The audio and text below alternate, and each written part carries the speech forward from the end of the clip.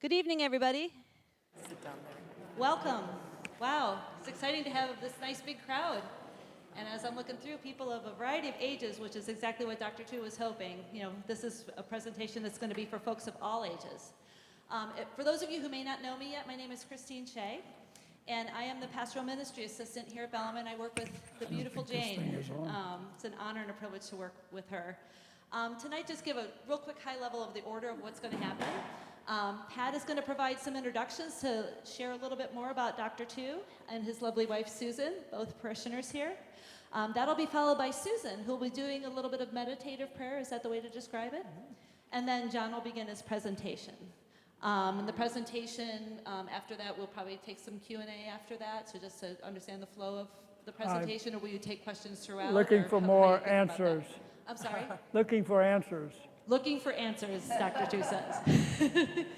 So, without further ado, I'm going to go ahead and hand it over to Pat. Thank you.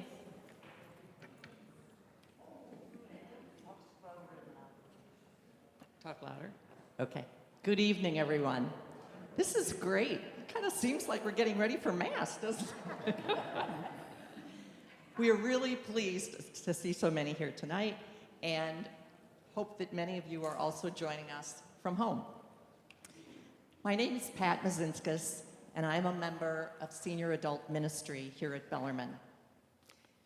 I know that you will enjoy our program and learn a lot. We are incredibly grateful to have Dr. John Tu and Susan Tu here with us tonight. If I could ask you to fill out an evaluation form before you leave, we would be most appreciative. It is helpful to get feedback on our programs and also hear what other topics you're interested in. Our presenters tonight, Susan and John Tu, have been members of the Cincinnati community for 54 years and were married here at Bellarmine 58 years ago. They both are dedicated to promoting the concept of health and wellness for all citizens through the practice and teaching of the integration of nutrition, exercise, and living a life of purpose in a spiritual community. Susan leads by her involvement in CICE, Cincinnati Inner City Schools Education, and several small faith communities. Together, as a team, they actively support Cincinnati's rich heritage of the fine arts.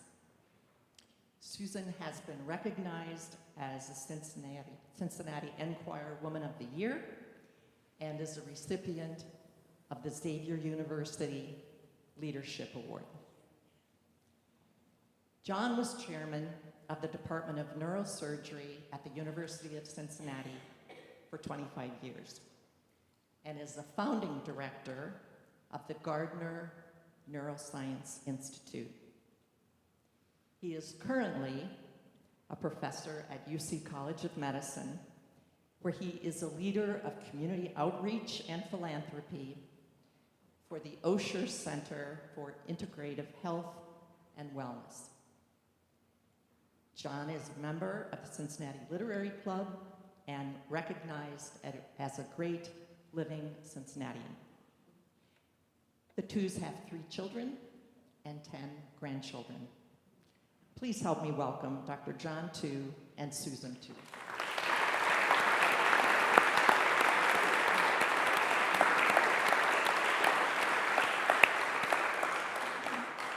Thank you all for coming here this evening. Can you hear me? No. Okay. Nope. No? Okay. Is this better? Right. Okay. Right there? Oh, I feel like I should sing then.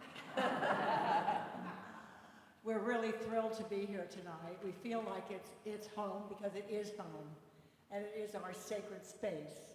And that's what we're going to invite you into tonight, this sacred space where we integrate our whole being into an active presence of receptivity I'm going to begin like we always begin with kind of a meditation, and we're going to first listen to a song and invite you to sing. So in front of you are some hymnals. Pull out the red ritual one, and it's hymn 764 by John Bell, called "Take Me As I Am."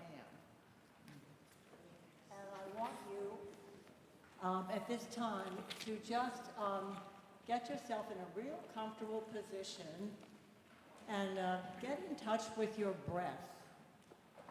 That breath is the breath of the Holy Spirit. And it's been our gift since the moment of conception. And the promise is it will be with us until we release it at the end of our life. So let's get in touch with that breath tonight at the very beginning. And we're going to now open this book and listen to this song, the first verse, and if you know it, just sing right along. It's a kind of a chant. It's called "Take, Oh Take Me As I Am."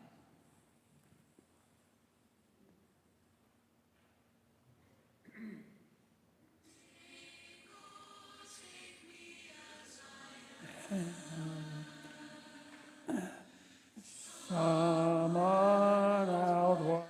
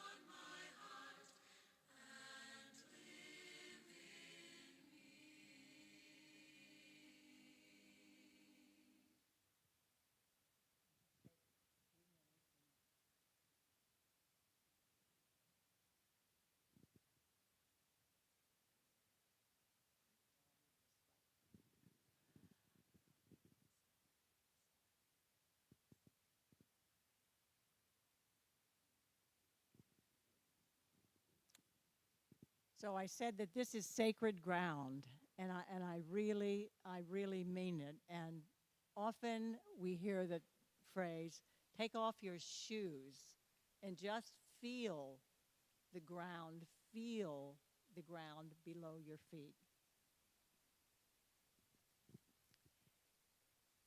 Tonight we're going to, John's going to spark your brain with these incredible findings of science, and we're going to try to be open and empty to all that he has to offer us.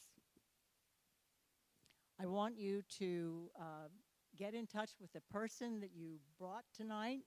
That's you, me, and what you're bringing here today, and what you really want from this evening. See if you can name one thing that you really want to be inspired about or get a little new understanding. And bring all the other things that you've had on your plan today. Leave those at the door and pick them up when you come back, when you leave. But right now, just bring that idea to your mind and open yourself to the Holy Spirit. It's the practice of St. Ignatius to begin all prayer, meditation by placing yourself in God's presence. We are always in God's presence, and He abides in all of us, as we mentioned, through the gift of the Holy Spirit.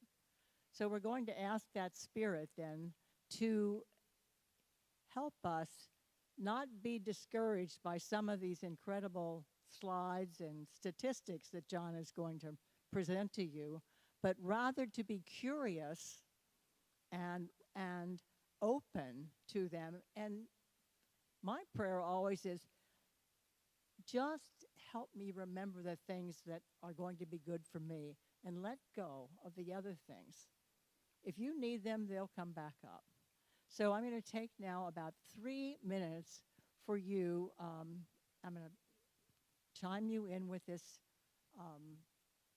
gong here, and then so just settle into your own prayer of what your desires are for today, and you might begin by just being grateful to be alive today, to live in this city, in this country, be part of this church, be part of your community,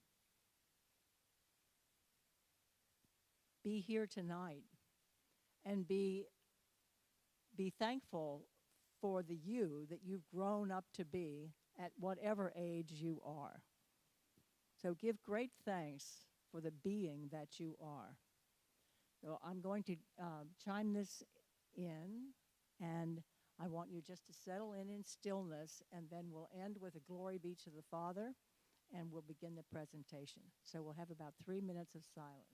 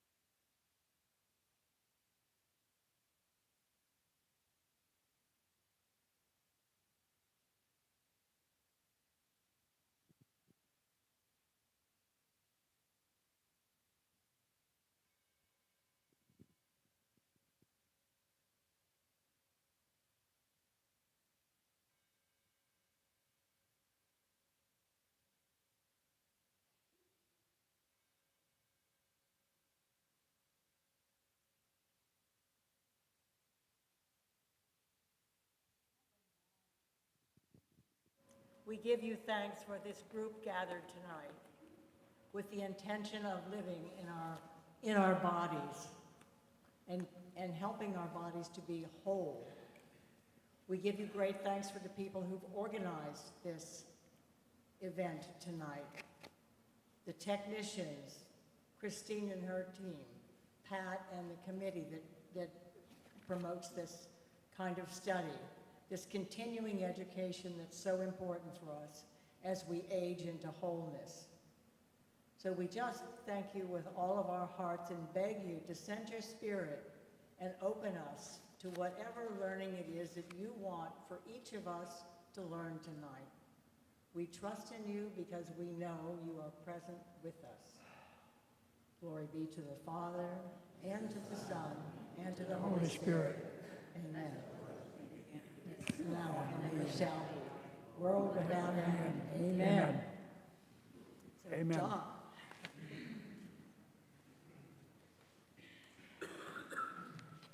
People have different ways of preparing for opportunities. But being prayerful in meditation is one of the best ways. We're all looking for balance, right? Balance in life, body, mind, spirit. I guess you're wondering after that introduction how I got here. A few years ago, I was giving somewhat the same presentation to a large group where we were celebrating healthcare heroes. So I gave the talk about fitness, wellness, and all the things that go along with that. And my boss at that time greeted me afterward, and he said, with some, let's say, chagrin, "I thought you were a neurosurgeon." So what do you think? What do you think I am? And what are you? Why did you come here tonight? So I have a couple of confessions to make. I'm here because I have a very bad phenome. Do you know the difference between a phenome and a genome? I bet Dr. Holm does. But genome is what you have in your genes. And most of you probably think that while you can change your pants, you can't change your genes. But I'm here to tell you that you can change both. And that's probably one of the most important things you'll learn tonight if you didn't already know it. Your phenome is determined by how you behave. And that's the thing over which we all have some degree of control.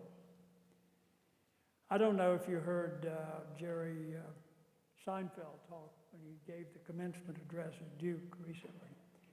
He said there are three things which weren't too important, but the last thing he said was to maintain humor. Because if you don't have humor in this world, you're going to go crazy. Because you cannot know what is going to go on. And there's some truth to that. But I would add to that, if you can't embrace pain and suffering, you're going to have a hard time. There are a few other things that you have to do to be happy, but starting with that, particularly when you get to be my age, and I see a couple of people here may be doing better than I am, like Sister Roseanne. She's got her flag hanging up in Centos Center, and I tell you, have you tried to keep up with her recently walking? Don't even give it a thought. So my phenome is not very good. So I can tell you that several members of my family died of cancer. Several members have had degenerative brain disease. In fact, my father spent his last 10 years of his life in bed in a horrible condition. And a number of people have severe arthritis, not only osteoarthritis, but rheumatoid arthritis. And you can see my hands aren't looking too good either. So I have a particular reason to be interested in, shall we call it preventive medicine, or making every effort we can to change our behavior in the appropriate ways as we happen to understand that week what is the best thing to do, because I'm sure you all wonder why it keeps changing so much. And the reason is because a lot of people make a lot of money about manipulating your behavior. So those things are what they are. So one of the reasons that I'm here tonight is to share with you some of the things that I have learned along the way. I won't belabor those too many, but I think some of them are important, and they relate to what you've already heard and talked about. And it starts with, we come into this world looking for, as soon as we can begin to think about it, meaning, purpose in life. What are we going to do? And that's probably one of the most important questions that you'll ever seek to answer. Growing up in the farm in North Carolina, there weren't a lot of options. So I was very fortunate to have parents and models in my community who taught me about the opportunity to heal people, or at least to participate, hopefully, in the healing process.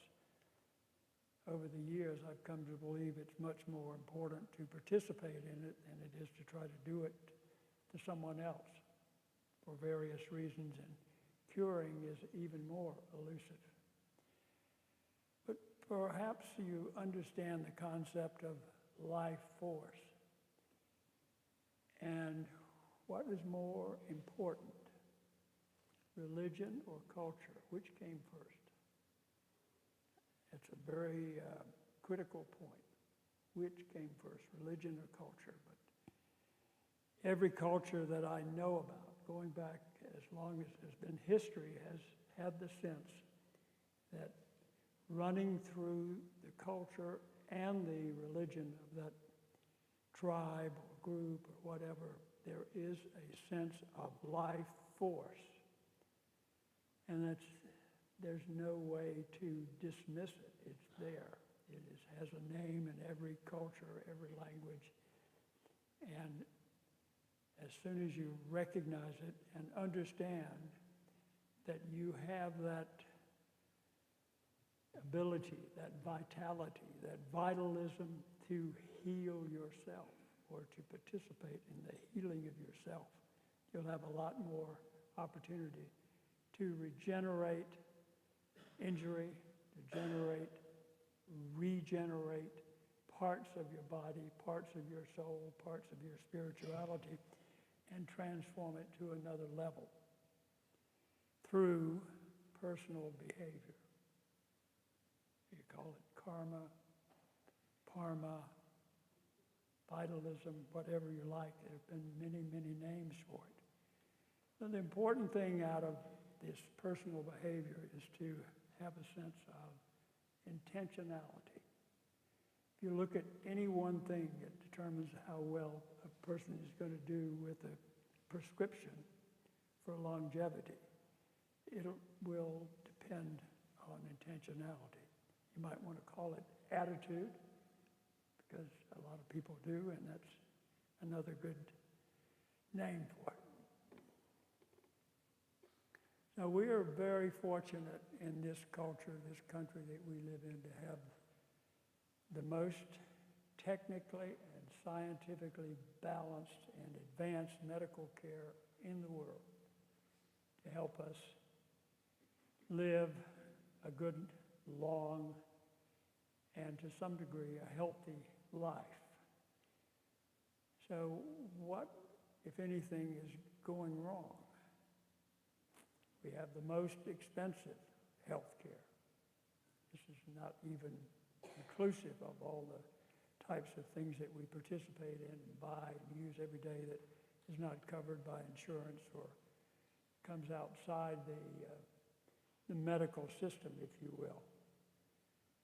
I would submit to you that one of the main problems with our health system, and I'm not talking about hospitals or doctors or anyone else, is the fact that everything seems to focus on chronic care, chronic diseases. And some of you may think that chronic disease begins at age 70. But that really isn't true.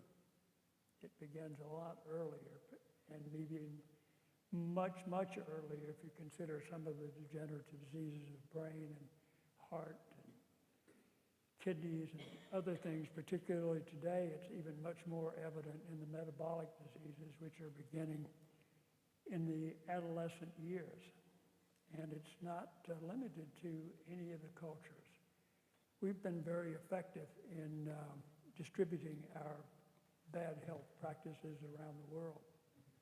I hear now that the incidence of diabetes in the Chinese is reaching levels of 40%. So some of our dietary practices are spreading around the world, and we're profiting for it.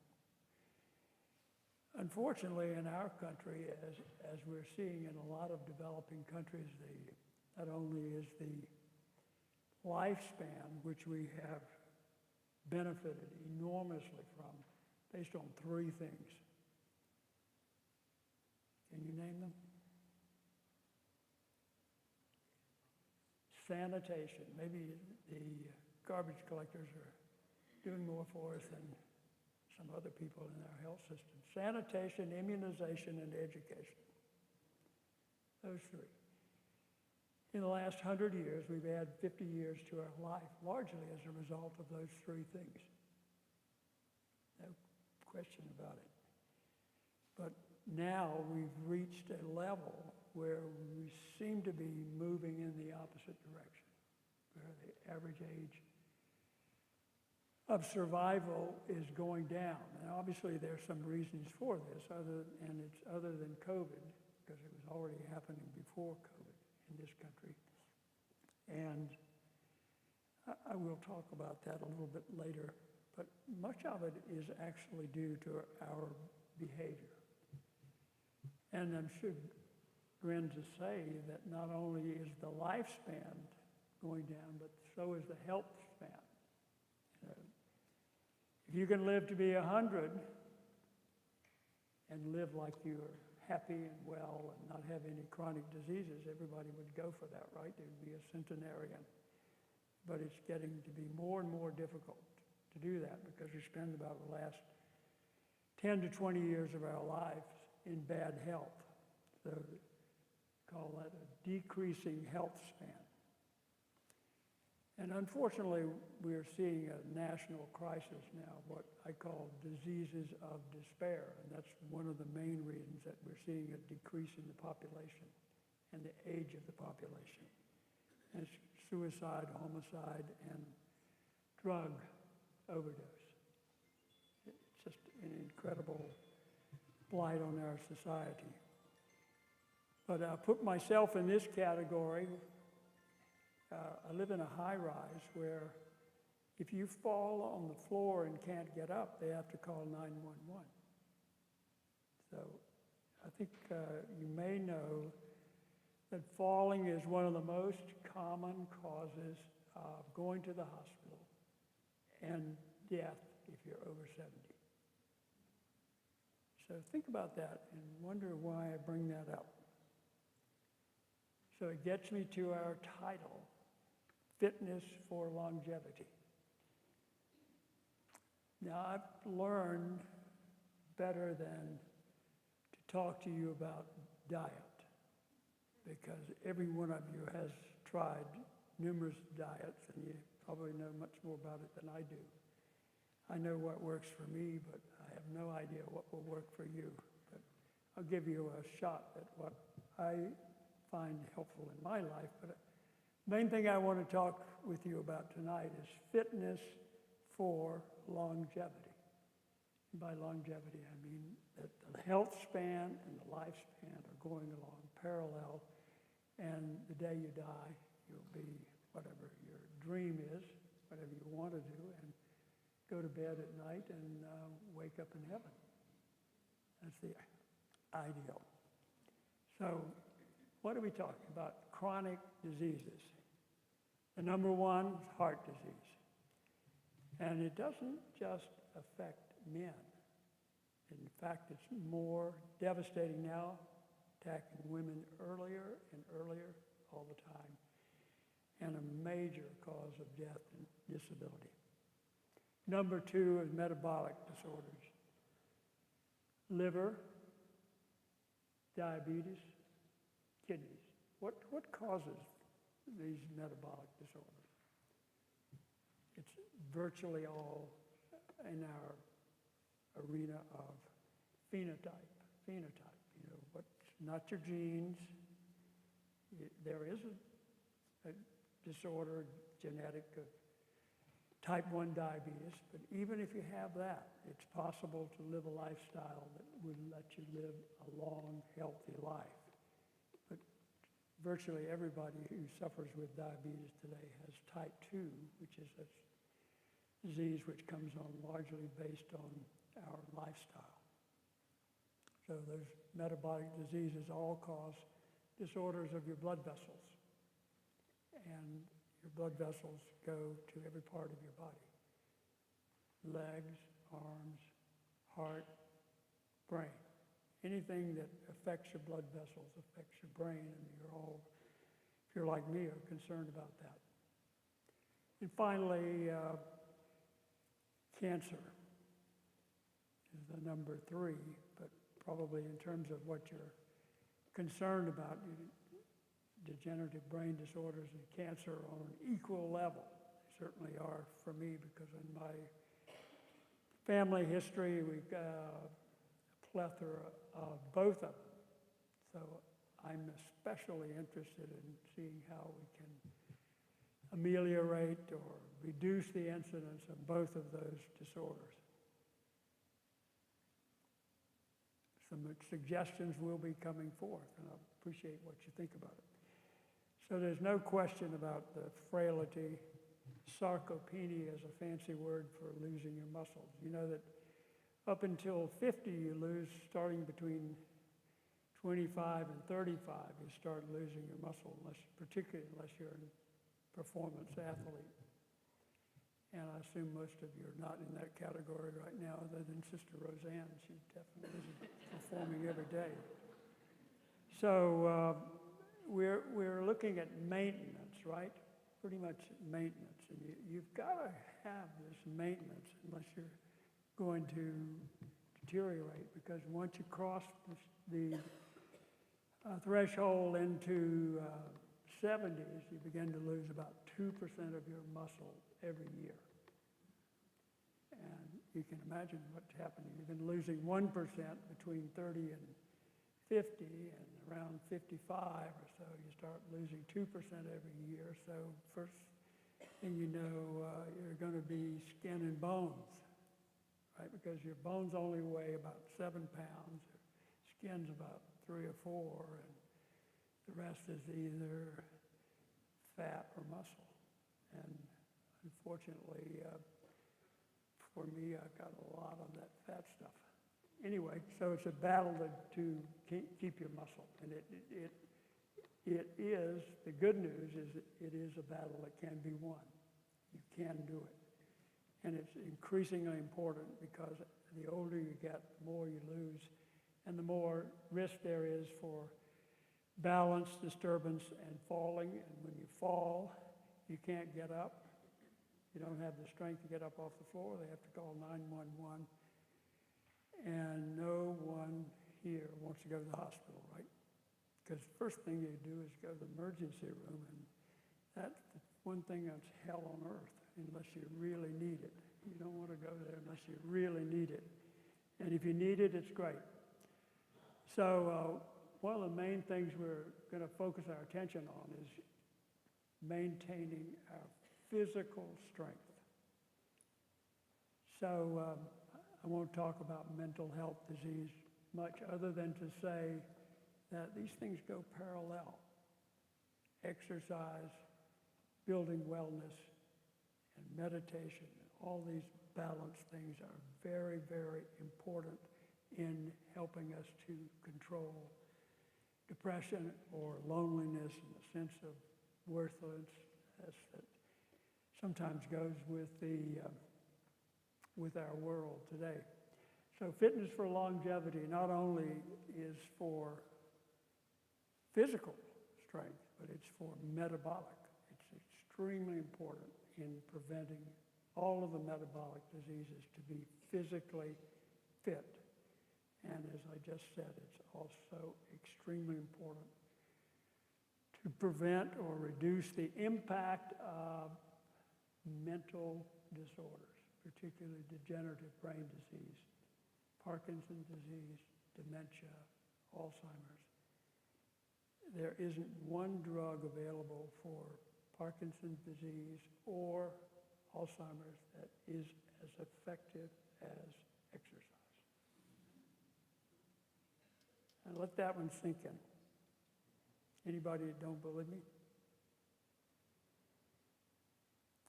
The FDA just approved a drug for taking amyloid out of the brain.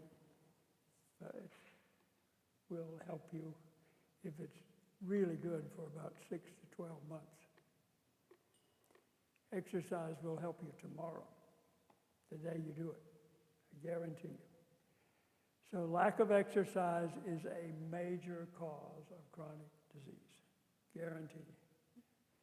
So how do you define fitness? It's the ability to execute daily activities without fear of falling. Optimal performance, endurance, strength, resilience, managing chronic disease, fatigue, stress, and aging. All those things go hand in hand. The fitness components, starting with the top, is cardiorespiratory. Cardiorespiratory fitness. Do you know what happens to your heart when you don't exercise? It gets to look like your body. It gets really small, contracts, and when it expands, it gets smaller and smaller, shrinks more and more. And when you need it, when you need that reserve, it isn't there. So heart failure is the result of lack of cardiorespiratory fitness or reserve. And of course, you don't have endurance, you don't have strength if you don't have a functioning heart. And you can get it in so many ways by a little bit of exercise every day. Obviously, body composition, mobility, balance, executive function. They all go together with fitness. Here's the graph showing what's happened in the U.S. in the last 10 years.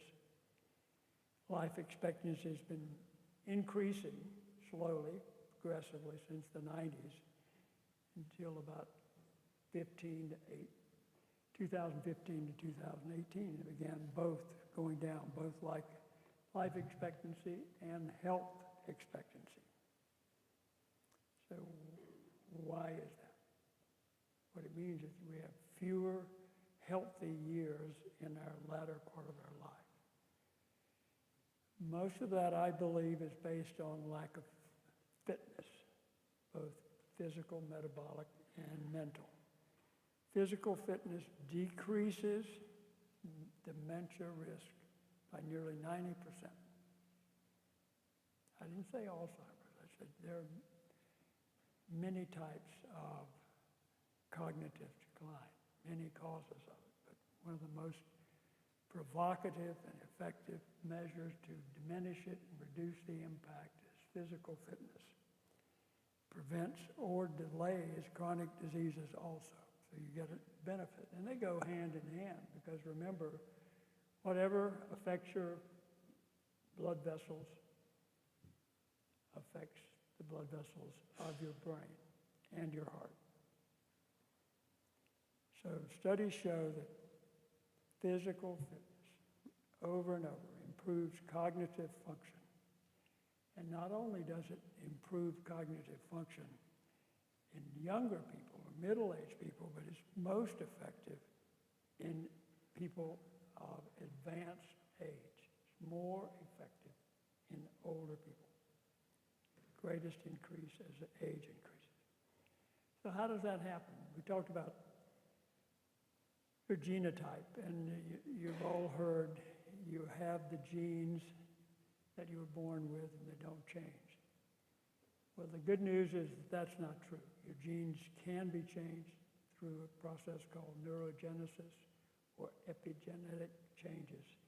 And exercise is one of the most effective ways of accomplishing that. BDNF is a neuroprotein that is generated in the muscles along with lactate, and both of them are very potent brain stimulators and productive not only in creating new neurons in the hippocampus, which is the primitive part of your brain where memory loss comes first. And not only do you create new neurons, but new connections. Obviously, I'm leaving out some things which contribute to fitness. One is meditation, nature, relationships, lots of things, but increasing brain plasticity or building up your 5013C or your bank account so that you can call on it when you need it, just as you need to call on your heart when you need to run fast. And this is how we developed back in the Stone Age, right? We had to run to catch our food, get our food, and also for our safety. So we're just trying to practice that today. Changing gears now, we're getting into our 70s and looking at disability becomes a really tough situation if you're not physically and mentally and metabolically fit, because you're vulnerable as a frail host. Not only vulnerable to chronic diseases, but become vulnerable to falls. How many of you can get up off the floor without having assistance? When's the last time you did it? Today? I see several people saying today, good. Give yourself a pat on the back.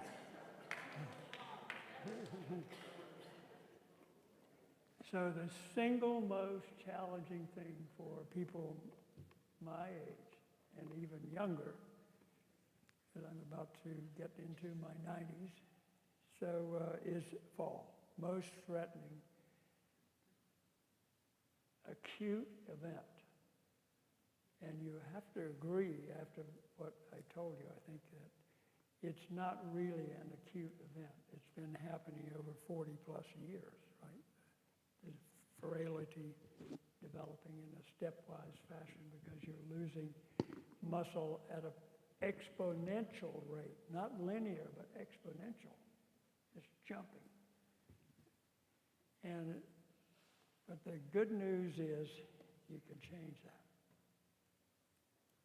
Disability is not inevitable. I'm going to give you 3 people that I've learned about, but one, we need to go somewhere else. We've got people like that all around us. I see several of you in the room, but I'm going to ask Sister Roseanne to stand up as a living example of every day. She's my heroine.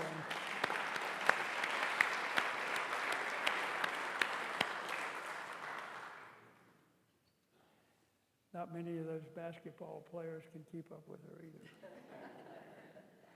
So on your left is a lifetime dancer, a yoga teacher until past 100, and every year she'd put on a red dress and go to Central Park in New York and have a photograph taken.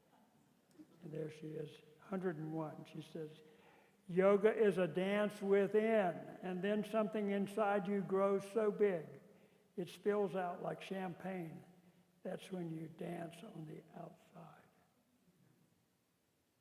How about a 106-year-old cyclist? When he was 100, he broke the world record. And they said, well, maybe you should practice. So they said, go to the velodrome and practice. So he came back 4 years later, and he went 16 miles in an hour. Having been at 100, he had gone 14 miles. So finally, at 106, he hung up his helmet. And what do you think happened? Passed on within a year. So the point is, don't retire, rewire. So here's another story that's very important. You hear so many people say, well, I'm 70 and there's no way that I can get in shape. So here's a 93-year-old guy who retired at 70, and he was looking for something to do, and he said, talked to his grandson, who was a rower. He said, Pop, I think you could probably row. Why don't you try it? So he's a 4-time world champion, and he got the eyes in Ireland, and he got the eyes and ears of several physiology laboratories, and they said, we're going to test you out and see how you stack up. He stacked up at age 40. He could do everything physiologically that a 40-year-old could do. His VO2 max was great. He was just a little bit behind in his cardiac output. So he had been rowing just on a rower, Concept 2 rower. You see him here in the national championship.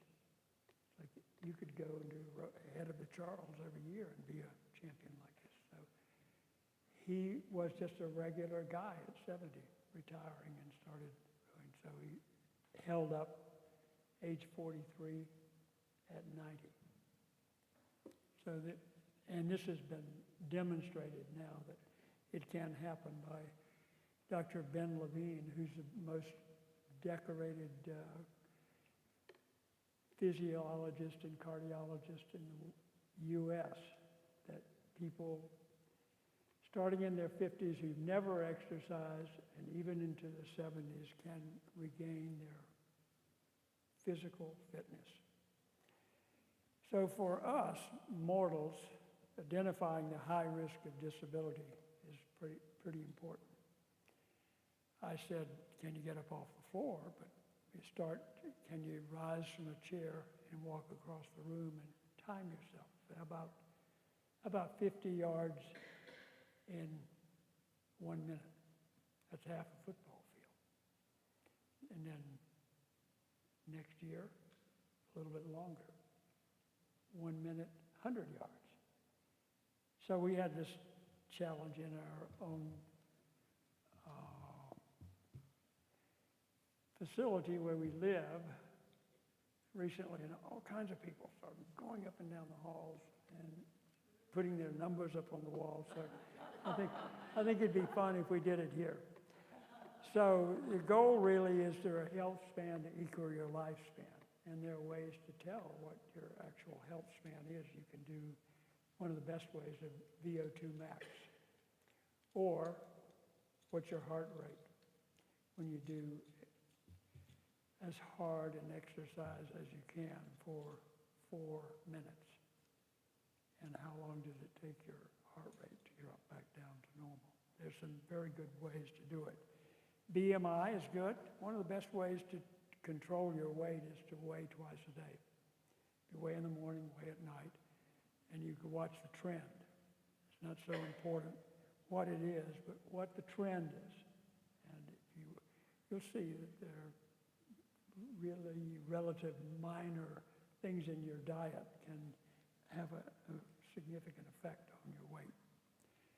Genome, we've already talked about that. If you want to look in and see what your genes are, you can certainly do it. 23andMe will tell you if you're going to have one or two genes that might increase your risk for Alzheimer's or some other things. But I don't think it makes a difference, because if you're really intentional, you're going to do it anyway. You're going to do all the things that allow you to avoid as much as possible things that are chronic disease and lie within the behavioral realm. Gait speed, so that's what we were talking about. Take a 50-yard distance, see how long it takes you. So that's basically about a yard a second is the minimum. Grip strength. It's very easy to test your grip strength and to improve it. I keep one of these in my car, one at the desk. So it is hanging by your fingers. If you see climbers, that's what they do there. Hanging. Push-ups. You may not want to do a push-up on the floor, but you can do it against the wall. Up and down off the floor.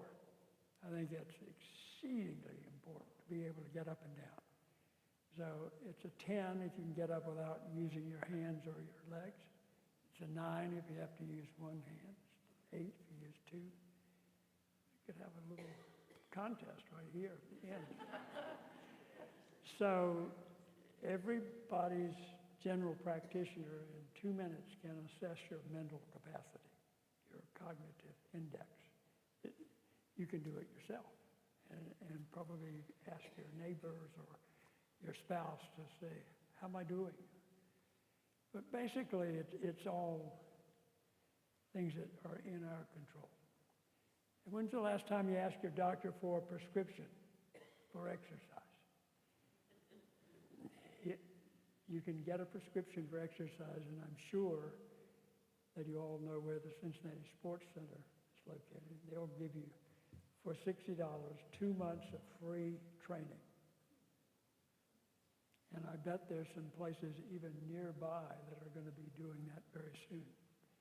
Maybe right here on this campus. I sense that there's somebody in the audience tonight that you should all meet. You know, we've been talking about personal behavior and what we call life force. But I'm so excited that there's a medical school going to happen on this campus within the next 2 years. And fortunately, we have Dr. Steve Holm with us tonight, who's the new dean. Steve, we stand up and around the table.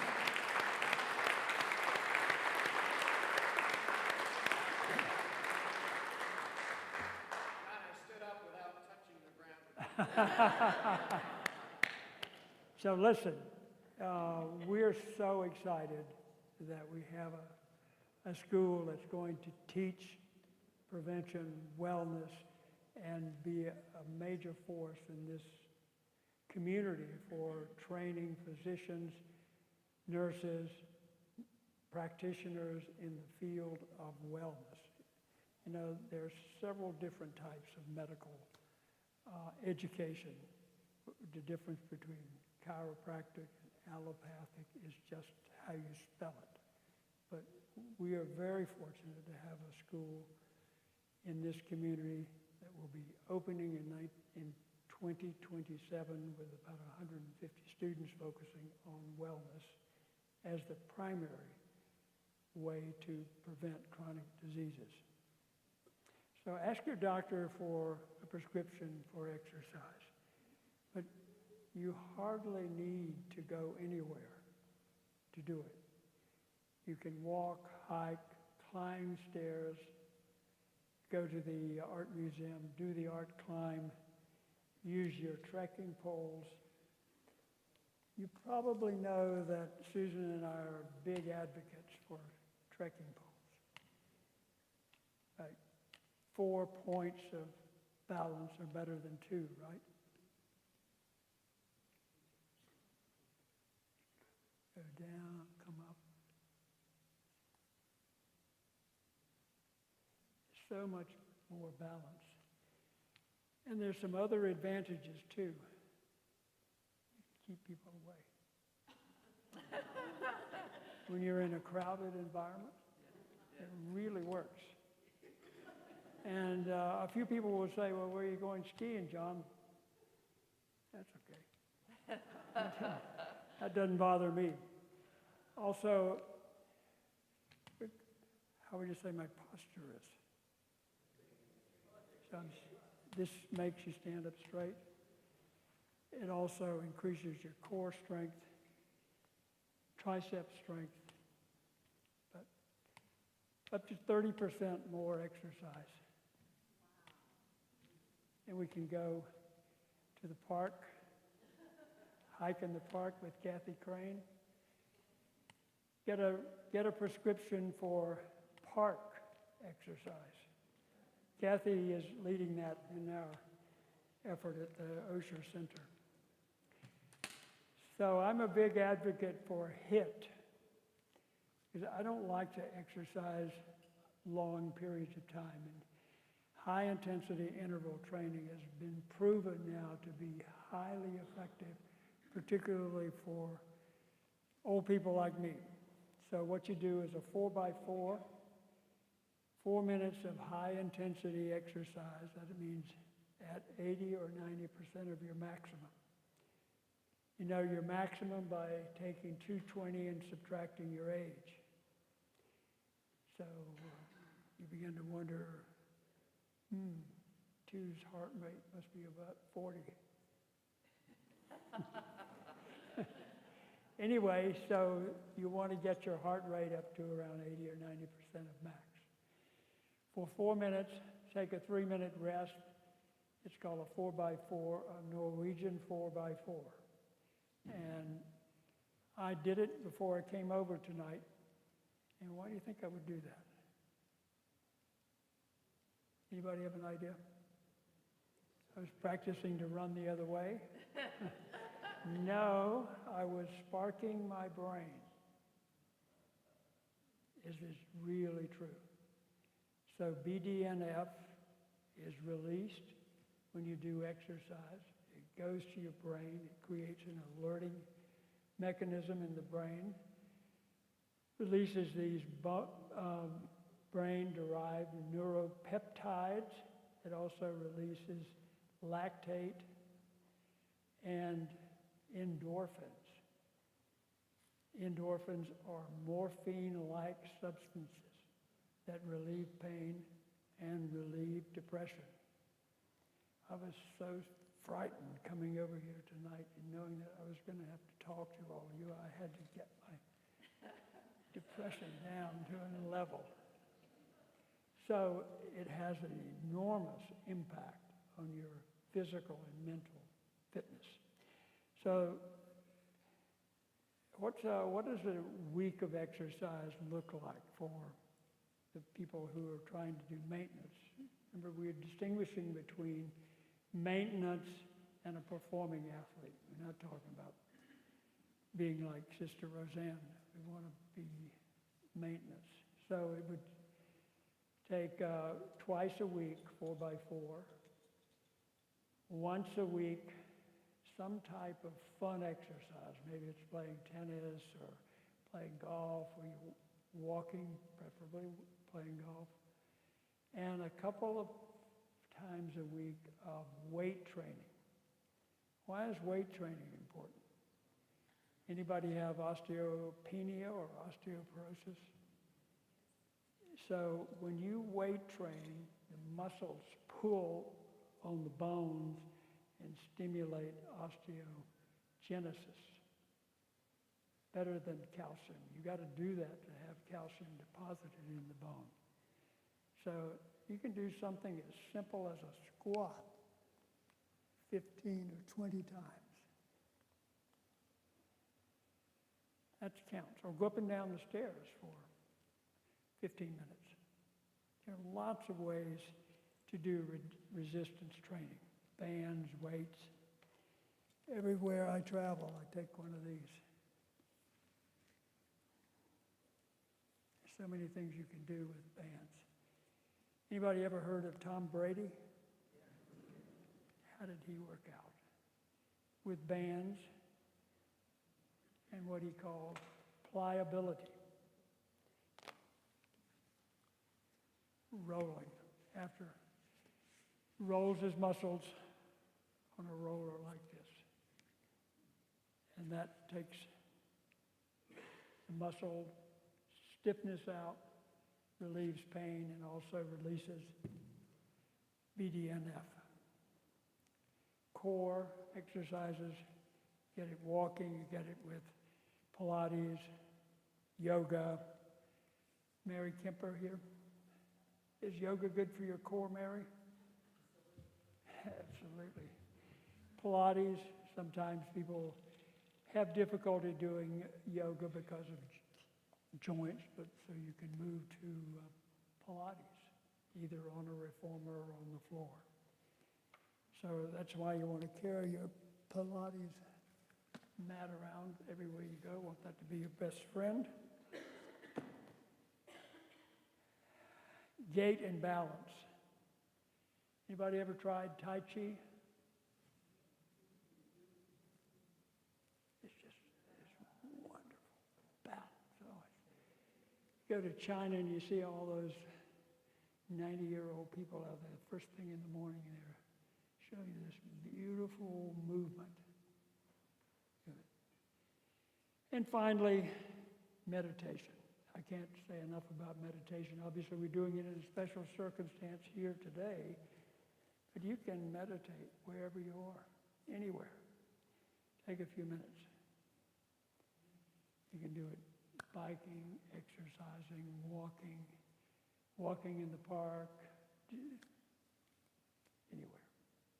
But you sit down for a moment and close your eyes and breathe. I talked about pliability. I think it's extremely important, particularly after lifting weights. That's a lot of information. You saw two lovely people there on the slide. One you'd recognize the beautiful gray hair of Susan, and on the other side is Andrea Tutt, who's been our Pilates trainer now for 10 years. So he's kind of married to Andrea. But you don't need to have a Pilates trainer that you go to. You can go to the stairs and accomplish many of the same things. But I like the trainers. Actually, you probably should have about 4 trainers. But the ideal thing would be to have one person doing all 4. And that's why I'm getting certified in health coaching. And I know Dean Holmes will have a lot of health coaches here. It's so important because our doctors are so busy today. They don't have time to talk to you about exercise and your nutrition. If they're like I was in medical school, you weren't taught much about nutrition. And while I stay away from nutrition talks because everybody has their own idea about what the diet should be. But here's my home gym. You can kind of see you've got balls and things there that pretty much same type of thing you could carry in your, there's my desk, fitness ball. So if you sit on a fitness ball, if you go to sleep, you'll fall off. It keeps you awake. And also, you can't slouch. You know, if you do, it'll roll out from under you. And you can do exercise on that ball. You can come up and down, or you can do crunches. You can move all around, stretch your legs while you're actually seated. And you can see my desk there is a bicycle. So I work on my computer on the bicycle and do a few hits every hour or so to keep going. So finally, we're closing in on the end of this program. I apologize for going a little bit over. Why do we exercise? Well, I can tell most of you do because you're looking darn good. You're looking good. To feel better and be better, right? Limit the risk of heart disease, cancer, diabetes, dementia, falls, and death, all proven. This is not TV time here or Facebook. This is real stuff, real science. It's proven. Reduces loneliness, despair, because you have to get out to exercise. That's why I would go to the stairs, go to the park, go to the gym where there are people. And finally, to model good behavior, because you know, I'm sure you do, that relationships building is the most important thing you can do in life. When they did this study at Harvard, and I've been going on 80 years, the source of happiness almost uniformly was relationships. Yeah. So you gotta get out of the bed and make the bed and go somewhere to build relationships. You know about the blue zones? You don't have to go to Costa Rica or Greece or Japan or Sardinia to have a blue zone. You can have one right here, right in this church, right in your own community, your condo, wherever you are. You can start your own blue zone. I promised I wouldn't talk about food, but I love Annie Finn, Brain Health Kitchen. Annie's mother developed dementia. She didn't want to have that happen to her, so she retired as an OB-GYN in Jackson Hole and went to learn how to become a chef. And she's created this fabulous book called Brain Health Kitchen. I recommend it to you very strongly. I don't have anything to acknowledge as conflicts of interest today, but I do love Annie Finn and what she does with teaching people how to avoid dementia, principally through exercising diet called MIND or Mediterranean diet, largely. So you can reduce the risk of dying and dementia, not only with food, but with drink. How many people drink 6 cups of coffee a day or green tea?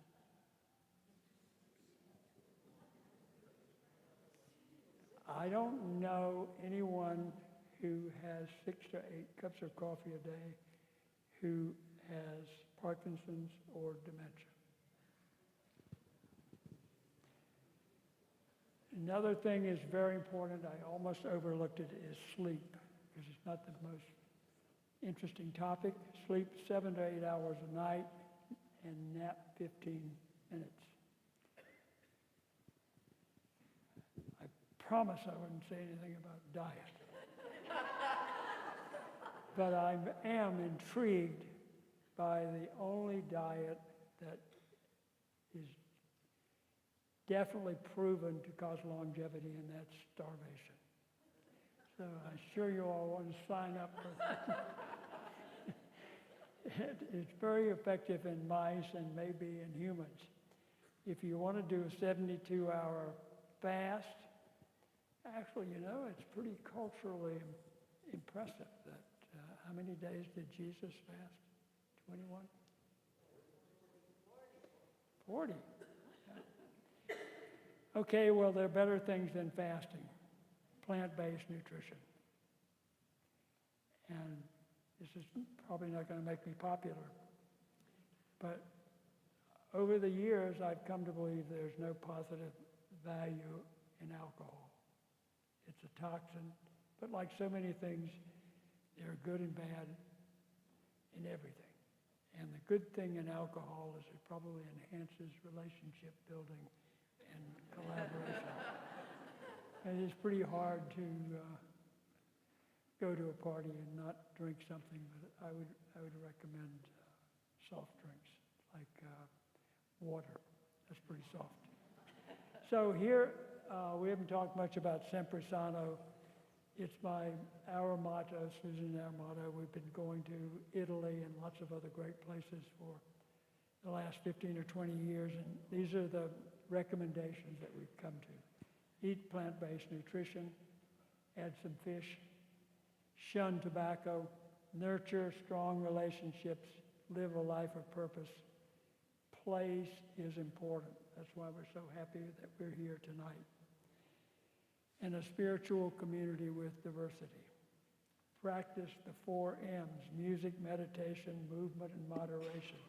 I think we got them all in tonight. Sleep 8 hours with or near your dog. So here's the circle, longevity and balance. Balance. I don't mean just equilibrium. I mean a balanced lifestyle of social and spiritual responsibility, purpose, nutrition, exercise, and fitness. Here's the Scan Me if you want to get more information about the Osher Center for Health and Wellness. I didn't say much about it tonight, but we're trying to do the same thing that I know my friend, the dean here for the new medical school, is going to be doing with his students and with his staff, is trying to enhance lifestyle medicine approach to prevention of chronic diseases. So it's been you can take a picture of this and sign up for the newsletters if you wish. I'll leave it up while we're doing a couple of minutes of Q&A. Thank you so much.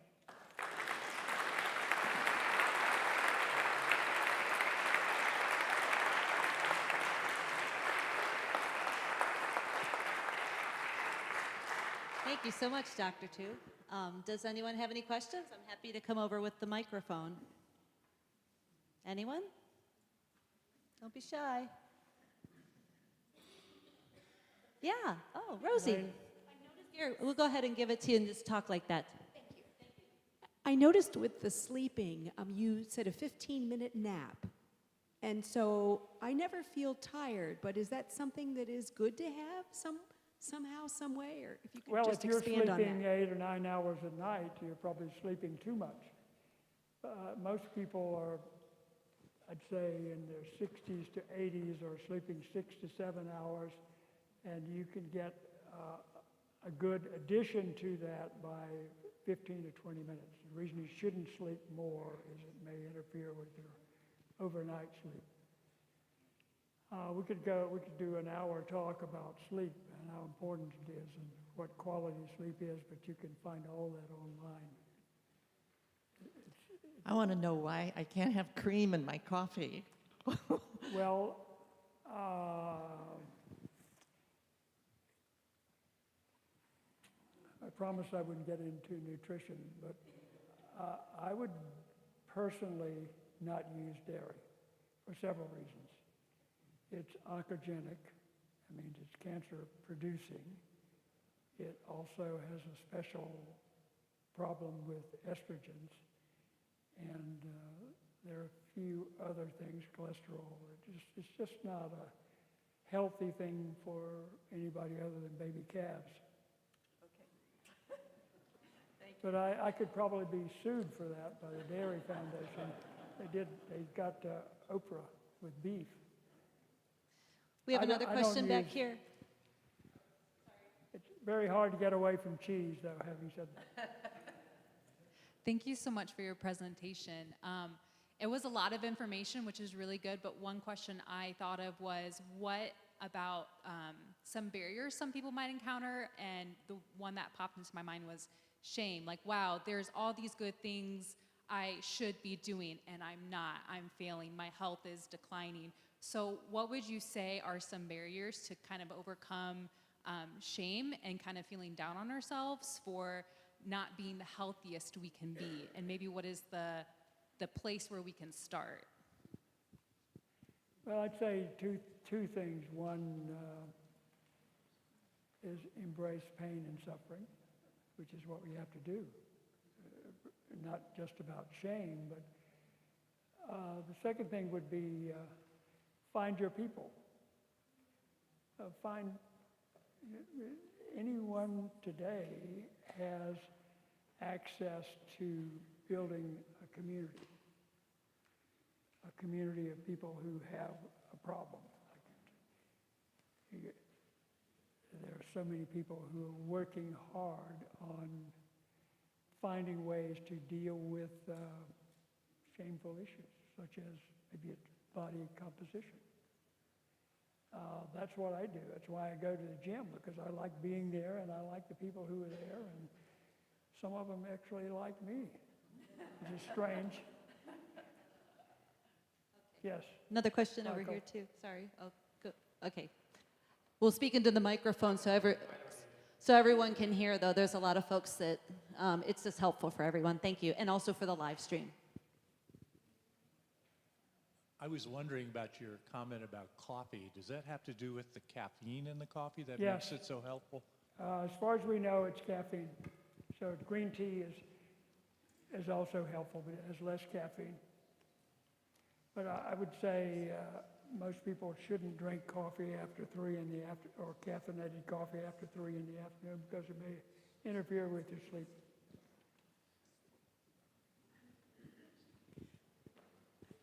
I saw mentioned that you were recommending a plant-based diet. I'm wondering about the role of meat. Doesn't fall in the category of a plant-based diet, but what is the minimum daily requirement, if there is one, or should you seek another protein source? What about meat? Well, some people say you shouldn't consume anything that has eyes or a mother. That leaves out most meat. I come down on that as, I think, balance. Eating fish, but you have to be careful about the fish you eat. I mean, it's like everything. There's contamination in seafood. There are climate issues in all meat, and of course in plant-based growth too, like walnuts. It takes a lot of water. So everything has a good and a bad, right? Even narcotics. Narcotics are essential for alleviating pain, and but they can also cause great destruction in our society. It kind of depends on which wolf you feed, a good one or a bad one. Well, yeah, meat's very inflammatory, as is milk. Dairy products are highly inflammatory, and most of the disorders that we're talking about are incredibly enhanced by inflammation. And also, meat is oncogenic, as proven as dairy products are causing cancer, particularly certain cancers like colon cancer. And colon cancer is on the rise even in very young people. And I wouldn't eat meat, particularly because so many of meat products are processed also. If you want to eat raw meat, then that probably is better. But processed food is to be avoided at all, if at all possible. I'm just talking about my own life. I'm not trying to tell you what to do. Yes. Is there any way of getting Is there any way of getting a copy of the presentation? I know their email newsletter is there. Yeah, it's going to be online And I think Christine would make a copy of the slides available. Nobody would be able to tell you what I said. I'll call on Steve. You want to say anything about the direction of the medical school, and if you think everything I've said is crazy, or is it reasonably? No, I appreciate all that you shared with this group. And one thing that hit home was the importance of nutrition, balanced diet, and teaching nutrition to young physicians. And we are in the design phase of the new building for the medical school. We'll be out along Dayton. And we are designing it for students to live in communities centered around a teaching kitchen, where they can learn nutritional values, importance of practicing that themselves, so that they can actually have teaching kitchens in their office to teach their patients how to prepare food. So it is a center that this wellness piece is the center of that stressful 4 years of medical school. Sure. Well, I think you pointed out something extremely important, Steve, is about having food available to people, because one of the problems that the young lady asked about a moment ago is what are the obstacles? And one of the main obstacles that so many people who need help is the lack of access to good food. And the types of food that we're talking about are sometimes expensive. They're not available in the markets, and the markets are not where some of the diverse populations are located. Actually, we're talking a lot about population medicine here, where we're trying to treat everybody the same, and so much of the money we're spending for medical care is, frankly, I think, going down the drain. We should be doing like we did with vaccinations, sanitation, education. We need to be preventing these chronic diseases rather than giving them medication and surgery. Totally agree.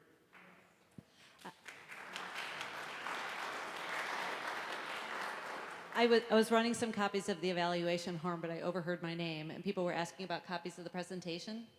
Yes. Yeah, there's going to be a couple ways to get it. One is, I noticed tons of people did the JOT form. Who filled out the JOT form? I think I got 84 of them, which was wonderful. What the JOT form does is it enables me to just send you an email, because I have all your emails. So those of you who did fill out the JOT form, I'll send a copy of the presentation via email to you, number one. Number two, we're recorded right now, so the live stream, and it'll be printed in the bulletin again, the link to the recorded live stream will be available. And Lindsay was so incredibly talented. She wove not just like what you see on the screen from the audience, but she interwove the slides as Dr. Tu talked. So if you watch the live stream, those slides will be like right front and center on your TV, which is great. So the link to the live stream will also be available in the bulletin this week. And then anybody else who's interested, I would say, please fill out the evaluation form. And then at the bottom of the evaluation form, make a note to let us know if you want a copy, if you didn't fill out a JOT form, with your email. And then we'll use that information to get you the presentation. Does that sound good? Great. Also, I'd like to recommend that if you want to get the access to the Osher Center, and I guarantee you will hear all of these things better presented there than I have done.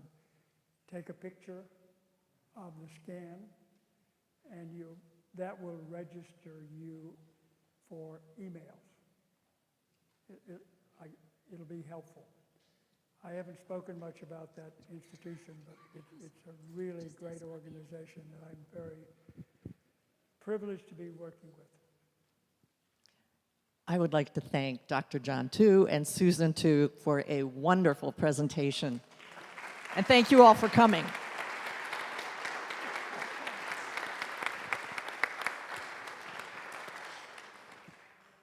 If you are filling out your evaluations, we will have people that will come and pick them up.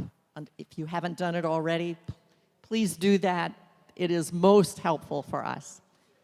Thank you Anybody again wants for coming. to look at the equipment that we have here or take the pictures? I would just like to scan say, the, One more thing, Susan. I want to just say one thing. I forget the girl's name who's in the back. They're doing a thing. The one,